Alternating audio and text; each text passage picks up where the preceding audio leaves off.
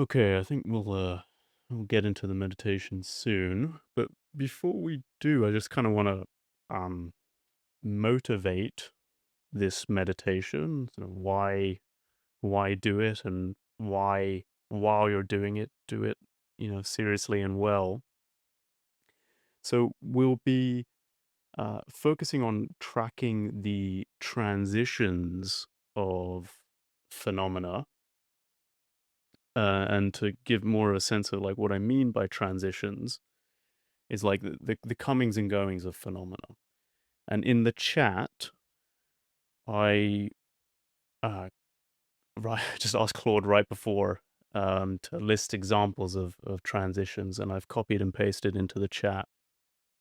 If you look at that, you can see you can have abrupt, sudden transitions, gradual, slow, sharp decay, smooth, fluid, step, instantaneous, linear, exponential, logarithmic, S curves, parabolic, soft, harsh, snappy, sluggish, bouncy, elastic, one way, bidirectional, oscillating, cascading, full, complete, partial transitions, all of this kind, if you sort of read through the list to get an idea of what we're going to be looking for.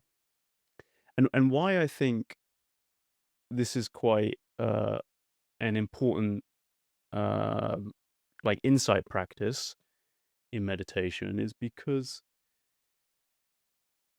there's a way in which the the relationships between phenomena and the changes are kind of more real than how we sort of the ignorant view of considering things as like there is an independent phenomenon, right? It just exists. Really, actually, it's all uh, constantly changing and relational and transitional. And so, if we can work on um, becoming more lucid, more metacognitively aware of this this real main feature of experience, um, that's how we lead to like just getting into more of the flow of life and being less confused and bounced around, knocked about. The ability to just perceive the transitions. Yeah. So with that said, we'll we'll start the meditation. So get into your meditation posture, and when you like, while being observant, mindful, transition out of the meditation. Yeah, what do you guys think? Have you done this kind of a meditation before?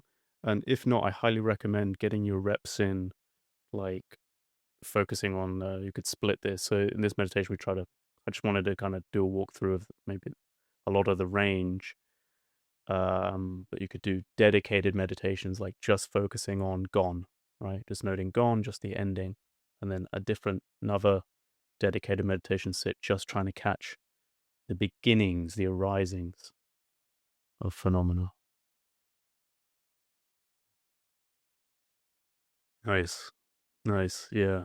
Um, I mean, that can be a cool thing in that you're sort of getting attention to glide off of phenomena and then look into, the void or something like that. It might, that can be a nice effect of defabricating, basically like another avenue into letting go, not reifying and supporting phenomena by having attention on them, but you keep like gliding attention off, off, off.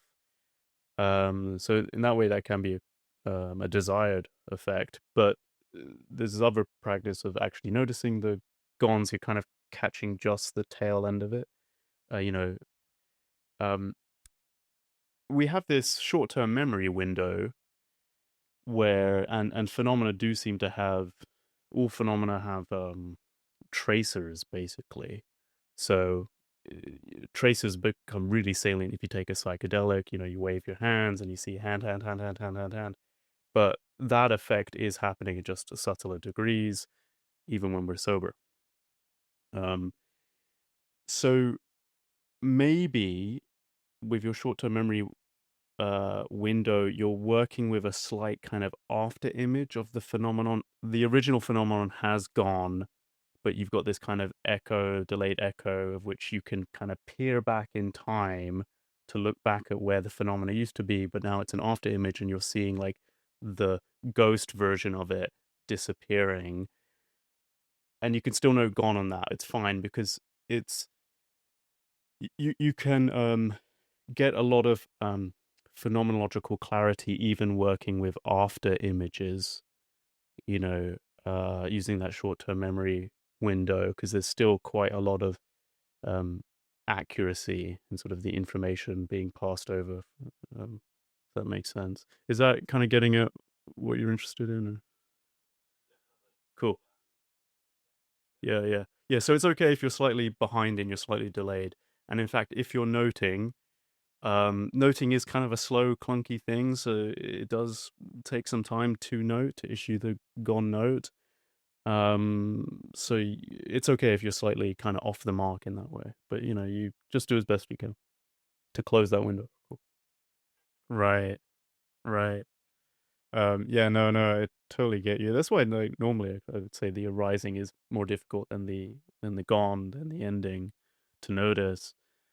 Um, so I mean, you can do things like have a predictable metronome going, some kind of sound that you can rely on to appear. So then you can have a kind of waiting expectation. But maybe what you're saying is that waiting expectation mode is then adding stuff, right? Was that the kind of self awareness part of it? Mm. Yeah, yeah.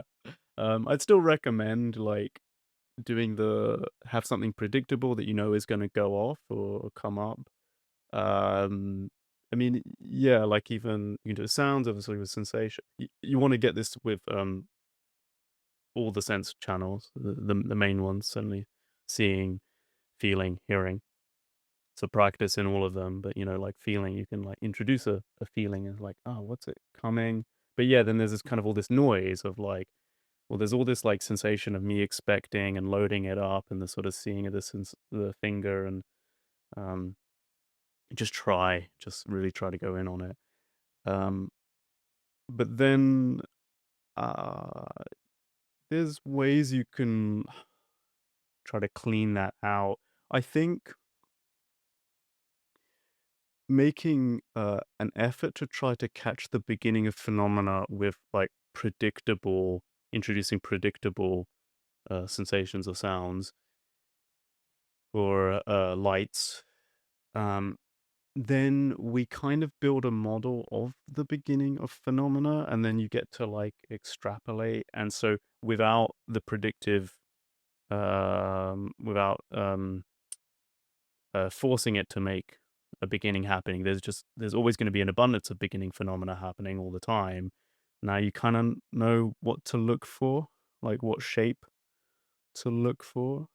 Um, yeah, and then I do come back to this thing like once you dissolve the center looker in experience, your like perceptive processing speed goes way up because information doesn't feel like it has to be sort of relayed through this center point in order to catch it. So you can just catch phenomena where they're happening. Yeah. Yeah. Oh, cool. Cool. Yeah.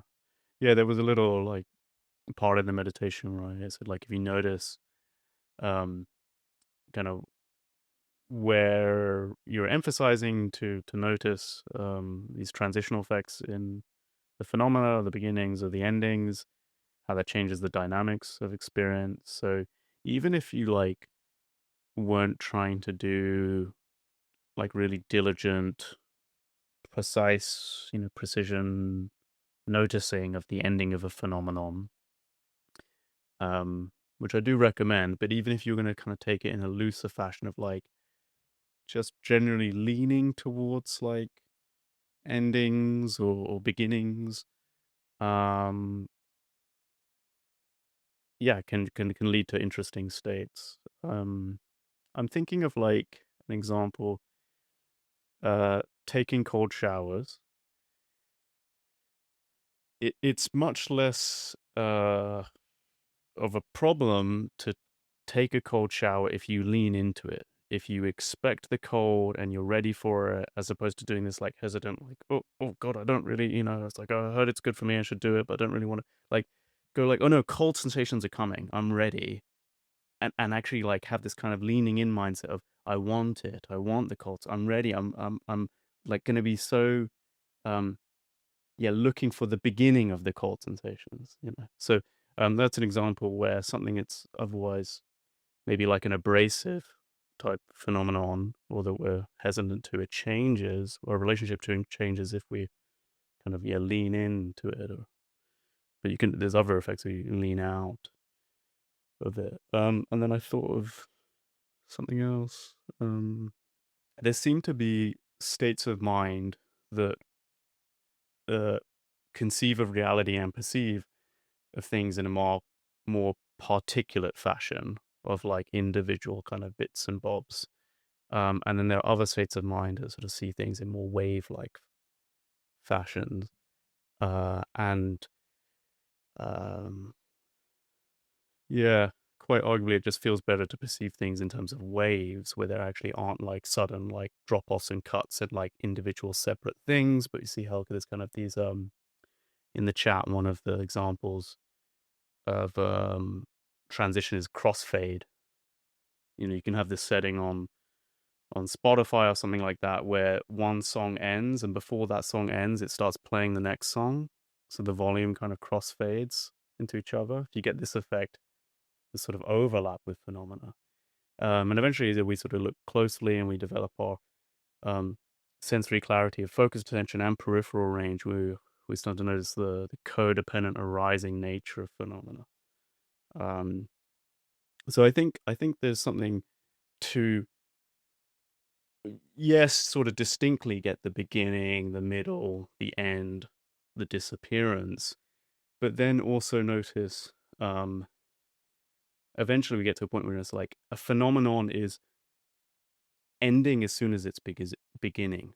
It's like the, as opposed to thinking of phenomena as like bits or particles, I think of like a perturbation of the field of the wave.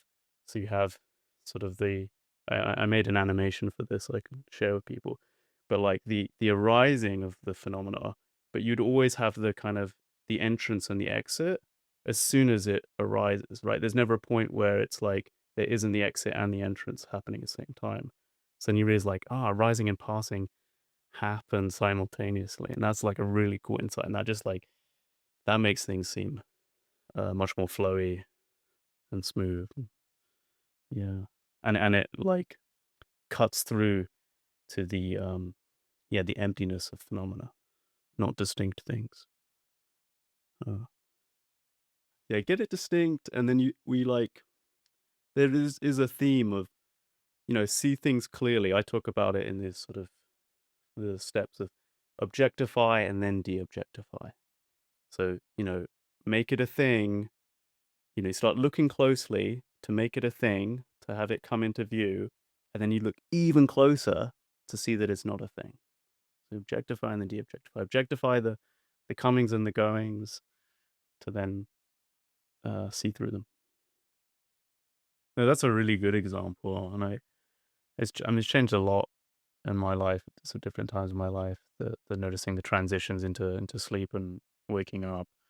But I highly recommend everyone, at least once in your life, do try to watch yourself fall asleep at night. Really try to be present for the like, oh, I'm going, which is quite like different than when you're nodding off in class or something like that because you're not allowed to sleep. Oh my god, some of my most like torturous experiences I think are just like I'm falling asleep in class, but like you're not allowed to. It's this terrible like ripping between worlds. But yeah, you do it in bed. Like I'm gonna really watch myself fall asleep. Um, that's one thing. Like, you guys know who Joseph Goldstein is? You heard of him? Um, he gives some really nice Dharma talks.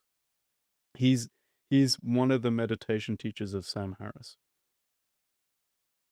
And I remember a talk he was giving on the hindrances and talking about sloth and torpor, and he was saying, you're getting sleepy in meditation. That's a great opportunity to watch yourself fall asleep, but watch the kind of the waves of the heaviness overcome you, and really try to be mindful of that process. And he's saying, because if you're lucky, maybe when you die, it might be like falling asleep, sort of reduced energy levels and wakefulness. And he was saying, this really stuck with me. But he's saying, like, I really want to be present. I want to be conscious for that process.